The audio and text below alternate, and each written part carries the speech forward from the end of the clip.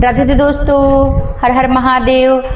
आज मैं आप लोग के लिए बहुत ही प्यारा सा भोले बाबा का भजन लेकर आई हूँ, सावन स्पेशल। सुनिए गीत को, अच्छे लगे वीडियो ज़्यादा से ज़्यादा शेयर कीजिएगा। प्रेम से बोलो हर हर महादेव।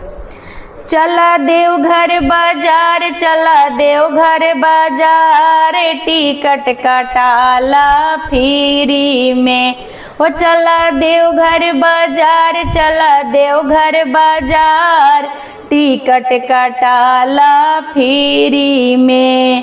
फ्री में हो फ्री में, चला देवघर बाजार, चला देवघर बाजार, टिकट कटाला फ्री में।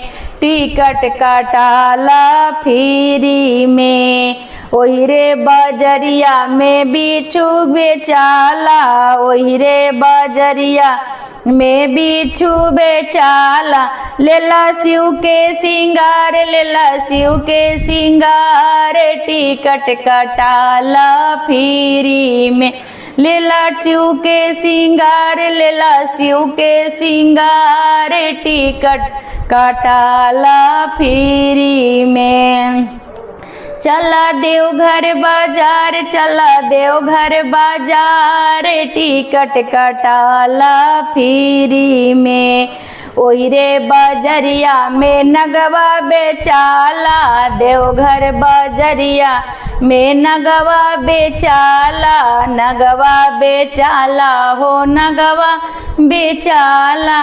लेला गल के सिंगार, लेला गल के सिंगार, टिकट कटाला फ्री में। लेला भोले के सिंगार, लेला भोले के सिंगार, टिकट कटाला फ्री में। चला देवघर बाजार, चला देवघर बाजार, टिकट कटाला फ्री में।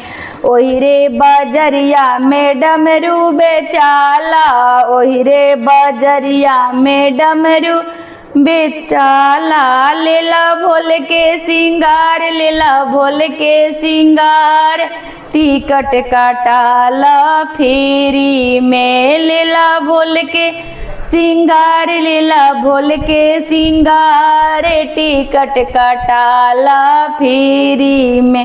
चला देवघर बाजार, चला देवघर बाजार, टिकट कटाला फ्री में।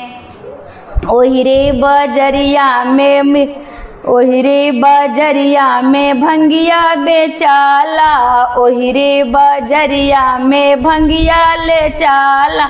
लेला भोले के आहार, लेला भोले के आहार, टिकट बेचला फ्री में। लेला भोले के आहार, लेला भोले के आहार, टिकट बेच लेला फ्री में। चला देवघर बाजार, चला देवघर बाजार, टिकट कटाला फ्री में।